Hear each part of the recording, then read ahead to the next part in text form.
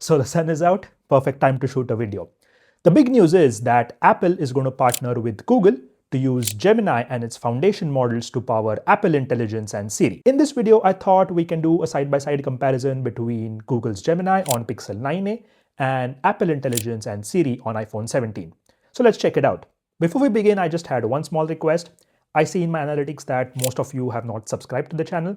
If you like such sort of content and are interested in tech and AI videos, I would request you to consider liking the video and subscribing to the channel so that it motivates me to bring new videos every week.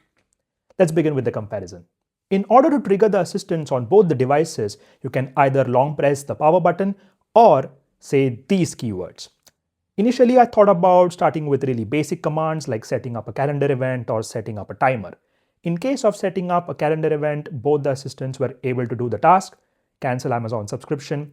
The good thing with Gemini is that it reads out whatever it has done, whereas Siri just displays the result.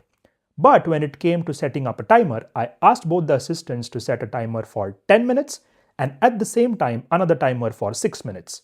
Google was able to identify the command accurately and set up two different timers, whereas in the case of Siri, it just set up the initial 10-minute timer, which is sort of a bummer. What about cross-app integration? I wanted to see whether these assistants can understand the command and save certain information in different apps. So I asked both of these assistants that I want to prepare cheesecake, list down the ingredients and save that information inside the Notes app, Google Keep for Android, and the native Notes app for iPhone. In case of Gemini, it was a tad bit slower to understand the command, but it took its time, gave information about the ingredients, and also saved it to the Google Keep app. It also started reciting all the ingredients as well. But with Siri, it just did a reverse Google search. It just listed down the articles, the ingredients related to cheesecake, but it was not able to save that information inside the Notes app, which is a little bit shocking because in my previous video, it did use the ChatGPT extension and had saved such information inside the Notes app. But in this case, it was hit or a miss. Another use case to check this cross-app integration can be something like this, where I asked both the assistants to read me my last unread email, Gmail in case of Google Gemini, and the native Mails app for Apple Intelligence with Siri.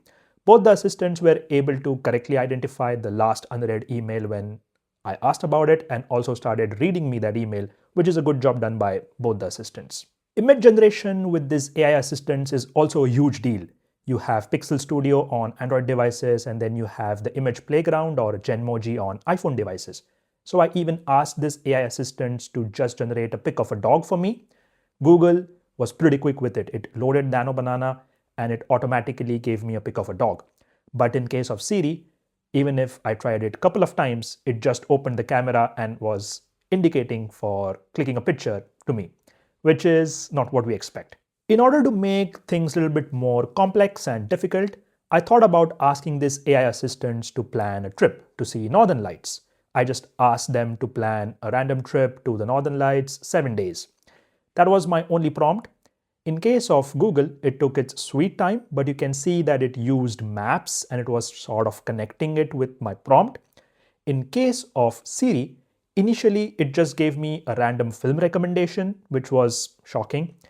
But after Google took its own time, it was able to give me a 7-day trip plan to the Northern Lights. It automatically picked up that maybe Iceland is a destination which I want to go, and then it gave me all the recommendations, the places to visit. In case of Siri, initially it was not able to understand, but then when I recited the prompt again, it asked whether I can use ChatGPT. That's fine. Yes, you can do it. But then it was sort of confused that which country I want to go. So it asked me to specify that and I said Finland. Then you expect that the answer will be there. But after a couple of seconds, it again sends me a question saying that whether you want to film something in Northern Lights or you want a film related to Northern Lights, which was pretty confusing. So again, Google's Gemini is scoring one more point in this category as well. Another use case might be that if you are in a new country or new place, maybe you want to find certain cuisine restaurants near you. So I asked both the assistants to find me a vegetarian restaurant near me. Both the assistants were able to quickly pick out vegetarian options near me. Google was sort of limited by giving me only one option, whereas Siri was able to pick up a couple of more options as well. But to make it more difficult, I asked a follow-up question to both these assistants by asking them to tell me how much time will it require for me to reach that particular restaurant from my place. Google was swift to connect the maps and gave me that it's going to take mostly 5 minutes as the restaurant is not far away from my location.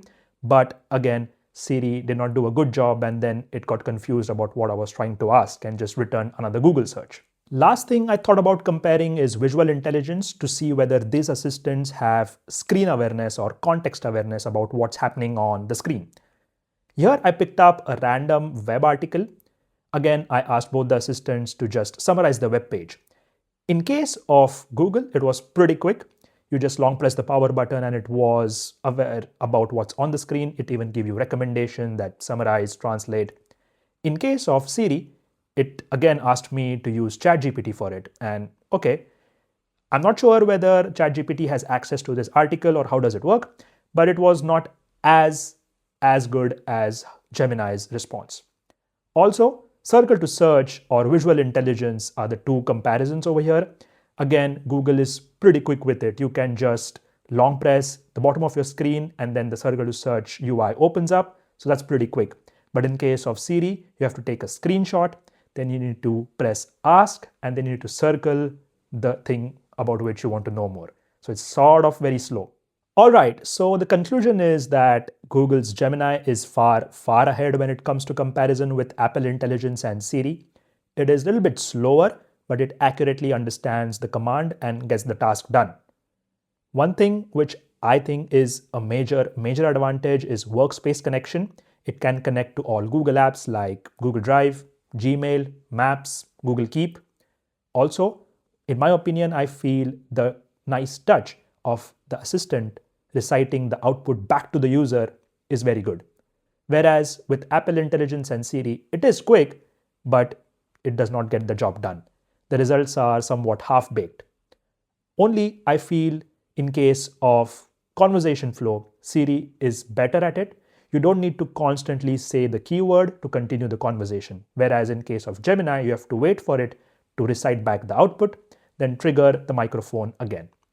It would be interesting to see how Gemini improves Apple Intelligence and Siri in future. That's it for this video. Consider liking, sharing, and subscribing, and I'll see you in the next one.